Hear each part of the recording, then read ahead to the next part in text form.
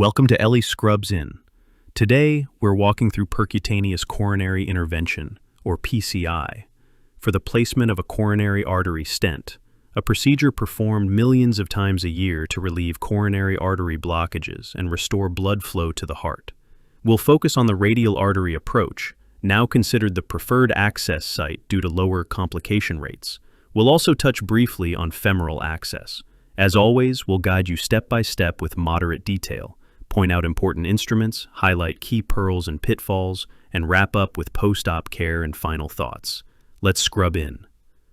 Step 1. Indications and pre-procedure setup.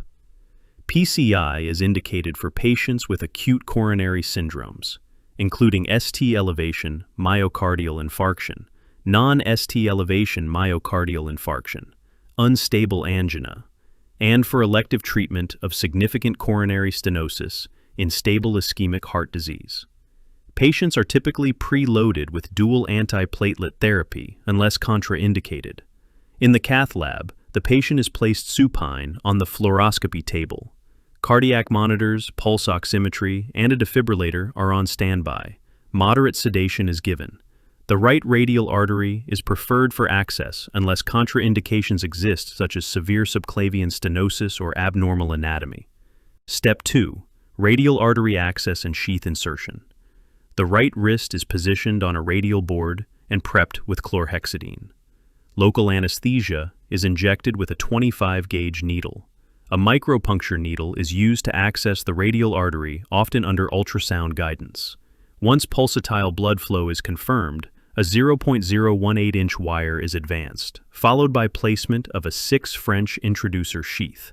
A cocktail of verapamil, nitroglycerin, and heparin is administered through the sheath to reduce vasospasm and prevent thrombosis. A pitfall at this stage is radial artery spasm. This can halt progress and lead to conversion to femoral access if not managed promptly with sedation and vasodilators. Step 3. Coronary catheterization.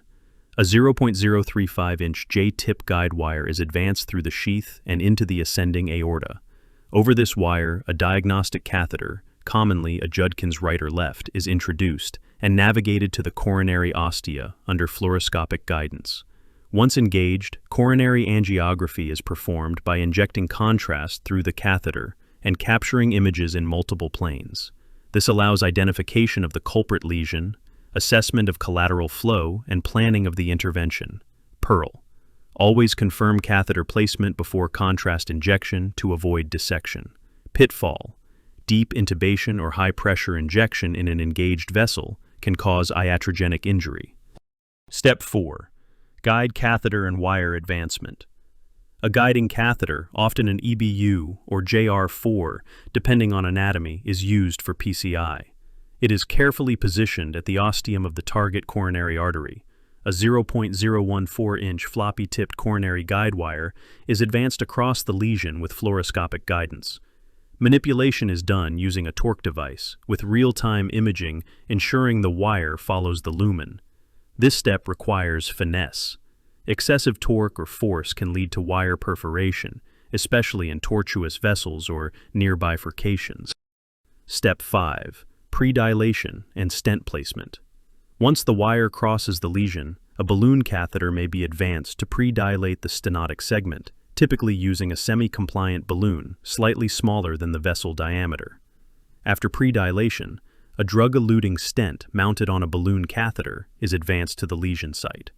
Under fluoroscopic visualization, the stent is precisely positioned and deployed by inflating the balloon, usually to 12 to 16 atmospheres.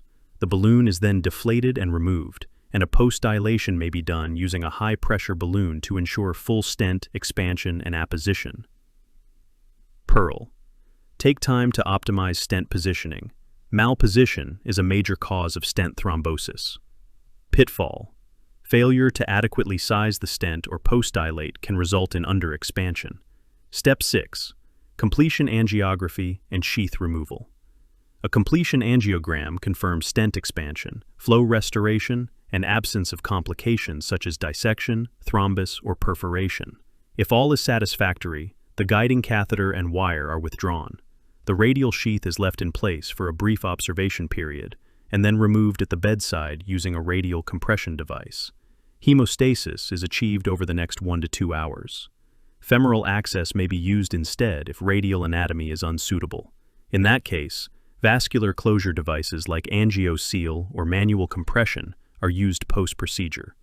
Post-operative care. Patients are monitored for signs of bleeding, hematoma, or arterial occlusion. Radial pulse checks and neurovascular exams are performed routinely. Most patients ambulate within a few hours and are discharged the same day for elective PCI. Dual antiplatelet therapy is continued for at least 6 to 12 months, depending on the stent type and indication. Follow-up includes cardiac rehabilitation, lifestyle modification, and risk factor control. Final thoughts. PCI is a cornerstone of modern cardiology, and radial access has made it safer and more comfortable for patients. But behind every successful stent is a carefully executed sequence of steps that depend on sound judgment, steady hands, and respect for anatomy. Thanks for watching Ellie Scrubs In. Subscribe for more narrated surgical and procedural walkthroughs to strengthen your clinical training and/or confidence. We'll see you in the next case.